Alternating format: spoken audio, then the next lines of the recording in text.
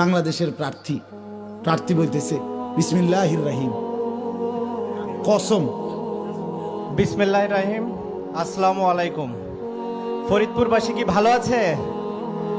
বিসমিল্লাহির রহিম। আমি মানে রীতিমতো মনটা চাইছে মাটিত গইরাই। আয় খোদা, কোন দেশে জন্ম নিলাম?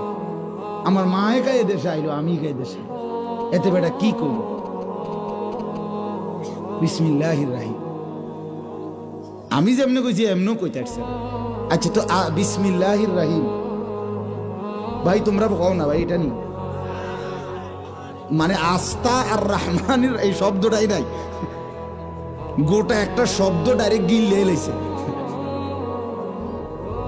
এরপরে আবার জিতলে যে কিরবার তো বুঝাই যায়, আপনি তো অখনই গিল্লা লাইছেন একটা শব্দ আস্তা, আপনি যে এরপরে আপনার পুরো আসনটাই গিল্লা লাইবেন এটা তো বুঝাই যায় মি। আপনি যদি বলে ভুল হয়েছে, আরে ভুল হয় কেমনে? আবার কথা বলেন না কেন? বিসমিল্লাহির রহমানির রহিম এটাও যদি একজন মুসলমানের ভুল হয় তো মুসলমানের আর শুদ্ধ হবে কি? মুসলমান আর জানবে কি?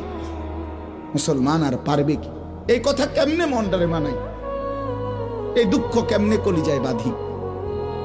আহারে দুনিয়া রে, হায় হায় রে দুনিয়া, হায় হায় রে দুনিয়া।